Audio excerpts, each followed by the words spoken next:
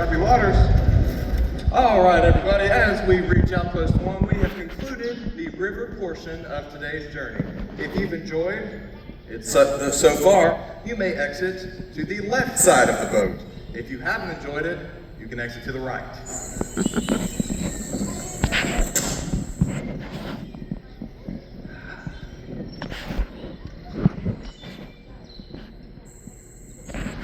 Come on, Cassie, let's go exploring.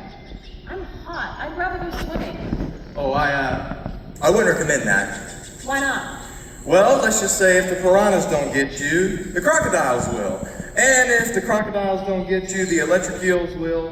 And then if the electric eels don't get you, the snakes will. And then if the... Okay, fine. I get the point.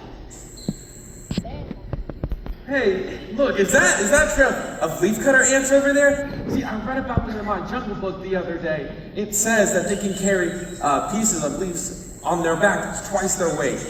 Wow, that is so cool. Harper, come take a look at this. Well, I'm Cassie, but I hate bugs, so no thank you. Hey, and what's amazing is that they're one of the strongest creatures on Earth, besides myself. They can carry up to 50 times their body weight. If you do the math, well, it'd be like one of us carrying a minivan with our mouths. Wow. That's incredible. Hey, do you think we'll see any of those Hercules beetles around here? Oh yeah, for sure. I mean, the jungle's just crawling with them. So funny. Hardy har. Come on. What's a Hercules beetle? It's a gigantic bug with a big nasty claw on the front. Well, it's actually a horn if you want to get super technical about it. So how exactly big is it? Well, let's just say it's one of the world's largest insects, and that's saying something considering we're in a place with spiders as big as dinner plates. Ooh, what? Yeah, I'm serious. In fact, they even made a movie about him. The Hercules beetle that ate New York City. It came from nowhere. It came from everywhere. Okay, stop it. You're creeping me out. Oh, honey, it's just teasing. No, seriously, they're about that big. Ugh, gross. And speaking of bugs, did you know that over 90% of animal species in the jungle are insects, and that within this square mile there could be over 50,000 different species? So, you know what that means? They are literally everywhere. Okay, can we please change the subject now? Okay, well, what about that frog down there? Oh my, it's so tiny and colorful. I wonder if I could hold him. Zane, stop. Don't touch it. It's a poison dart frog. It's very beautiful, but very deadly. Really? You know, I think I've got enough pets already. And you know, the good thing is I stopped you there. Golden ones are the worst. They have enough poison to kill 20,000 mice. Okay, yep, that's it. I've seen enough. I'm going back to the boat and y'all can't stop me. Bye. I think it's going to be a very long week for her. Then I'm going to do all I can to make this the best trip possible for her. Well, I hope you enjoy a challenge. I certainly do. In the meantime, probably need to unload some supplies for tonight. Zane, can you lend me a hand? Sure.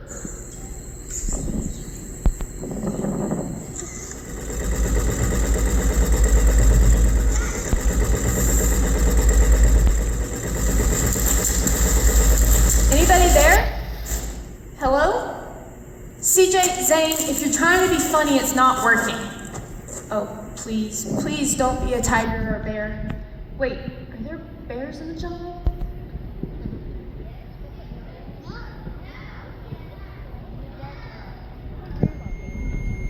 Oh, what is that sound? Ruth? What are you doing in the jungle? Oh, hello. Oh, well, you see, as we were arriving, my hearing aid went out. And while I was changing the battery, I noticed a adorable little sloth way up in a tree.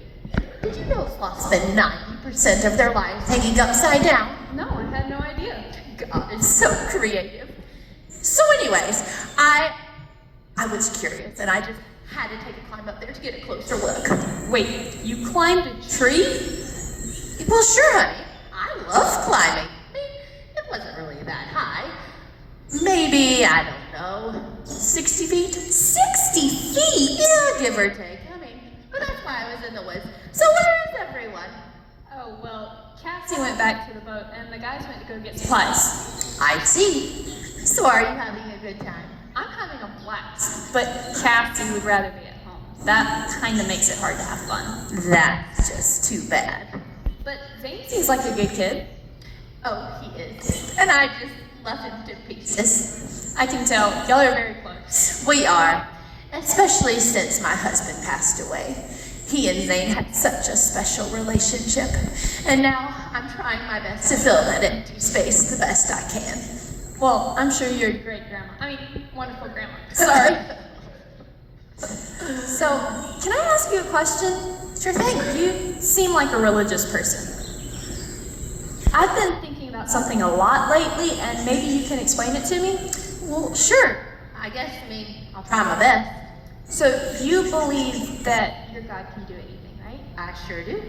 And that He is loving? Sure is. No doubt about that.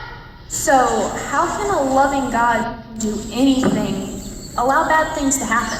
I just don't get it. That's a really good question. And that's why I love my Bible. I like to call it the history book of the universe because it tells us why things are the way they are. Are you familiar with God's Word? A little bit. I went to church when I was younger. Okay. So the Bible tells us that back in the beginning, when God created everything, the world, everything was perfect. Nothing bad ever happened. That's so hard to imagine. I know, dear. Sadly, it didn't stay that way for long. The story of Adam and Eve, right? Yes, but remember, it's not just a story. It's with real people in a real place. Do you remember what happened? God gave them everything but that one fruit. That's right, very good. And he reminded them not to eat it. He warned them not to eat it, and he told them what would happen if they did. Then the serpent lied to Eve, and they chose to believe the serpent rather than God. And they ate the fruit. So, I don't understand. What does that have anything to do with the bad things that happen today? Well, when Adam and Eve disobeyed God, things changed immediately.